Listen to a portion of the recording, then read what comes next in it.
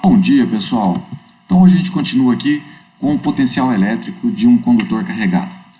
O que acontece? Em geral, nos condutores, em geral não, sempre nos condutores, quando eles têm, quando eles são pontudos ou pontiagudos, né, o excesso de cargas tem a tendência de acumular nessas pontas.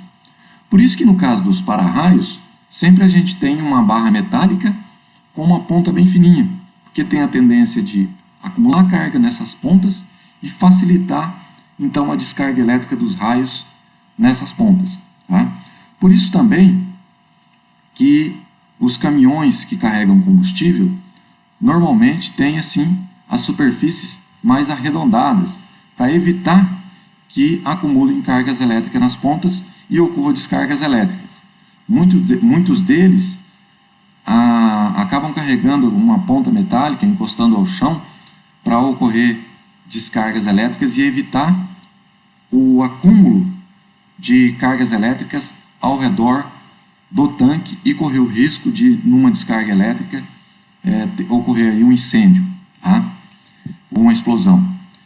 Então, outro detalhe que a gente pode ter, ó, como eu citei para vocês, a questão do para-raio. Ó. Perceba que a Terra é considerada eletricamente neutra, então a gente tem um para-raio pontiagudo, onde tem a concentração de cargas elétricas, né, e isso vai facilitar que ocorra, né, a descarga elétrica da nuvem para o para-raio. Tá? Então, durante uma tempestade, o excesso de cargas nas nuvens provoca um acúmulo de carga de sinal oposto no condutor. Tá? Por conseguinte, a descarga produzida por um raio tendem a ser direcionadas para a extremidade de um para-raio, não para outras estruturas vizinhas. Então, como ele está numa posição mais alta e tem a tendência de concentrar mais cargas, ele vai proteger a região vizinha, tá? Ionizando o ar, e sendo o campo aplicado suficientemente intenso, os elétrons do ar serão arrancados e tornam-se então elétrons livres, criando-se assim um grande número de íons no ar, alguns positivos e outros negativos, e o ar se torna condutor de eletricidade. Então, ó, aqui uma pergunta curiosa, né? Está dizendo que o ar ali é condutor, mas para você o ar é condutor ou é isolante? Tá?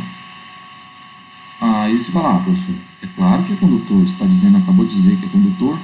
Aí eu pergunto para vocês, aqui próximo de mim aqui tem umas tomadas. Se eu passar a mão próximo da tomada aqui, eu levo choque? Claro que não, né? Se eu não levo choque, então o ar aqui está sendo isolante. Então o ar é isolante ou é condutor? Aí que vem a parte interessante. O ar pode ser os dois, dependendo da situação, dependendo da diferença de potencial.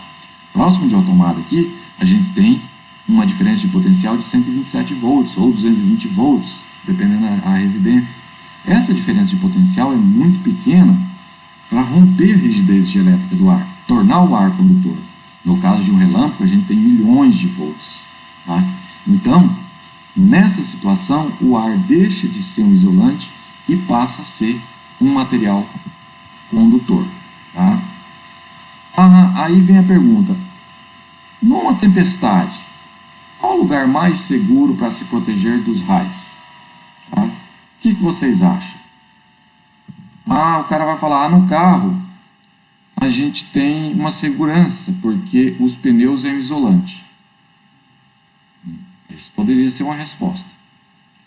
Aí eu pergunto para vocês, se o raio consegue romper rigidez elétrica lá do céu, lá da nuvem, e chegar até a Terra, você acha que um pneuzinho, uma espessura mais ou menos desse tamanho, vai fazer alguma diferença numa descarga elétrica de um raio? A resposta é não. Tá? Então, o que protege, no caso de uma tempestade, é você ficar dentro do carro, mas não porque os pneus são de borracha. Os pneus serem de borracha não faz a menor diferença. O que protege é porque o campo elétrico no interior de um condutor, ele é zero. Então, se ocorrer uma descarga elétrica num veículo, A descarga elétrica vai se espalhar por todo o veículo, tá? Na parte externa do veículo, vai passar pelo pneu. Olha que bonitinho aqui a descarga elétrica no pneu, tá? Passando aqui, chegando à terra. Mas o excesso de cargas vai estar toda na parte e você vai estar muito seguro dentro do carro. Você tem que ficar nessa posição, ou seja, não desça do carro numa tempestade. Fique dentro do carro. Você pode até parar o carro, mas não desça do carro, porque você está no lugar mais seguro que você poderia estar. E o potencial elétrico é constante, então não tem a movimentação aí de cargas, não tem diferença de potencial no interior, então você vai estar totalmente seguro dentro desse carro e o carro vai se comportar como uma gaiola de Faraday. Aqui, mais um desenho para mostrar essa situação. Tá? Então, mostra que você tem as linhas de campo elétrico, se está saindo desse ponto, dessa região, tem que ter cargas positivas, então induz no condutor cargas negativas, desse lado de cá. Do lado de cá o campo elétrico está entrando, então tem que ser cargas negativas aqui, vai induzir cargas positivas. Desculpa. Então, no interior, tem a separação aqui de cargas elétricas, tá, nas paredes, só que no interior o campo elétrico permanece nulo, ou seja, o campo elétrico sempre vai ser nulo no interior de um condutor. E aqui eu deixo para vocês alguns exercícios para vocês treinarem, tá? Nesse slide, se eu não me engano tem mais um.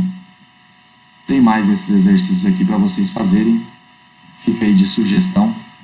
Então, vejo vocês no próximo capítulo, onde a gente vai estudar capacitância. Tá? Abraço a todos, obrigado por assistir. Se gostaram, dá um joinha lá no vídeo. Grande abraço.